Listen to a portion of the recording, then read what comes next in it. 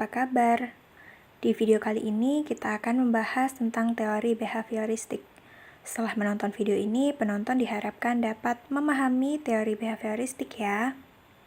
Apa sih teori behavioristik itu?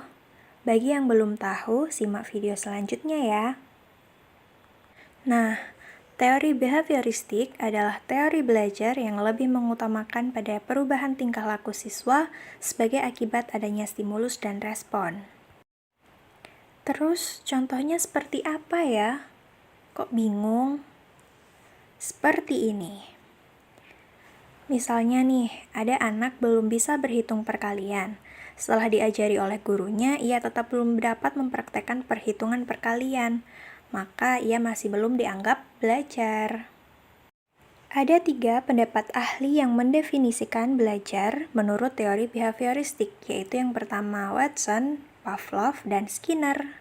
Menurut Watson, tingkah laku siswa merupakan hasil dari pembawaan genetis dan pengaruh lingkungan. Kemudian menurut Pavlov, tingkah laku siswa merujuk pada sejumlah prosedur pelatihan antara satu stimulus dan rangsangan muncul untuk menggantikan stimulus lain dalam mengembangkan respon. Dan terakhir, menurut Skinner, hubungan stimulus dan respon terjadi karena melalui interaksi dengan lingkungan yang kemudian menimbulkan perubahan tingkah laku. Dari beberapa pendapat para ahli tersebut dapat disimpulkan bahwa teori belajar behavioristik lebih memfokuskan untuk mengembangkan tingkah laku siswa ke arah yang lebih baik.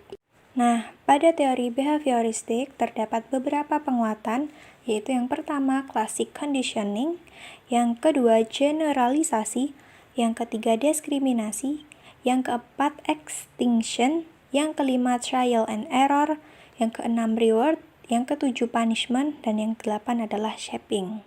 Aplikasi atau implementasi dalam pembelajaran teori behaviorisme.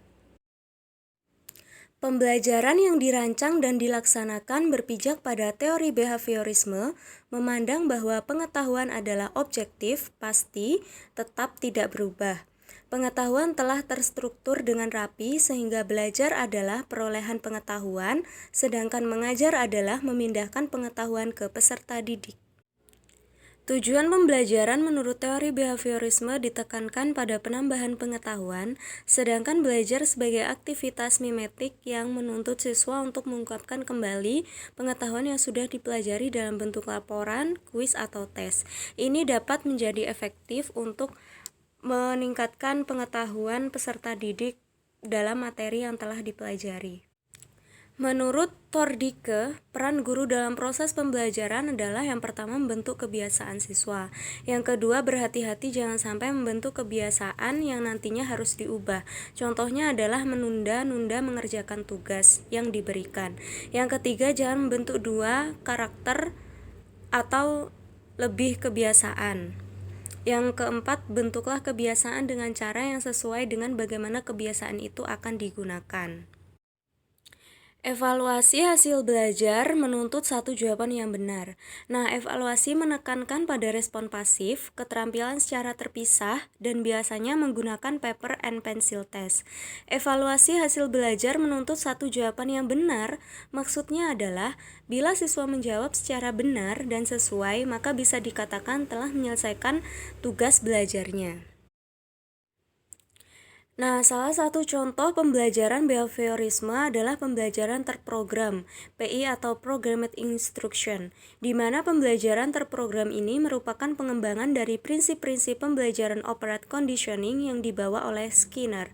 Dalam pembelajaran terprogram, materi dibagi menjadi frame-frame secara berurutan yang setiap frame memberikan informasi dalam potongan kecil dan dilengkapi dengan tes yang akan direspon oleh siswa. Pada zaman modern ini, aplikasi teori behaviorisme berkembang pada pembelajaran dengan PowerPoint dan multimedia. Sementara itu, pada pembelajaran dengan multimedia, siswa diharapkan memiliki pemahaman yang sama dengan pengembang. Materi disusun dengan perencanaan yang rinci dan ketat dengan urutan yang jelas. Feedback pada pembelajaran dengan multimedia cenderung diberikan sebagai penguatan dalam setiap soal. Hal ini serupa dengan program pembelajaran yang pernah dikembangkan Skinner, di mana Skinner mengembangkan model pembelajaran disebut teaching machine. Metode yang dapat digunakan adalah pengulangan dan latihan, sedangkan evaluasinya lisan, dan kuis. Penilaiannya dapat berupa pengamatan atau observasi yang bertujuan untuk agar dapat peserta didik lebih memahami materi yang telah disampaikan.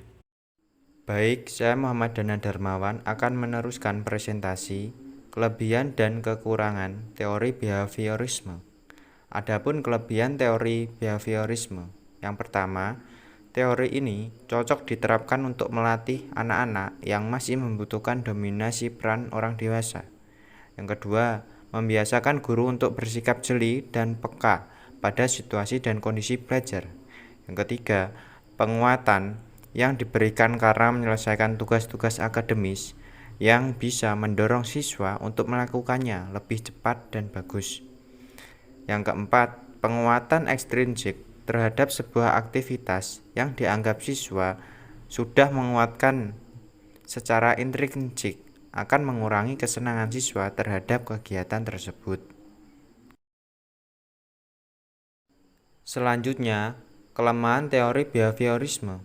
Adapun kelemahannya yang pertama, pembelajaran siswa yang terpusat pada guru bersifat mekanistik dan hanya berorientasi pada hasil yang diamati dan diukur. Yang kedua, murid yang mendengar dengan tertib penjelasan guru dan menghafal apa yang didengar dan dipandang sebagai cara belajar yang efektif. Yang ketiga, bersifat otomatis mekanis sehingga terkesan seperti gerakan mesin dan robot, padahal setiap siswa memiliki kemampuan mengarahkan diri dan mengendalikan diri yang bersifat kognitif, dan karenanya ia bisa menolak merespon jika ia tidak menghendaki, misal ia lelah dengan kata hati. Yang keempat, manusia yang dianalogikan dengan perilaku hewan itu sangat sulit diterima, mengingat mencoloknya perbedaan karakter fisik dan psikis antara manusia dan hewan. Yang kelima, usaha-usaha mengubah perilaku mengabaikan faktor-faktor kognitif yang potensial mengganggu proses belajar.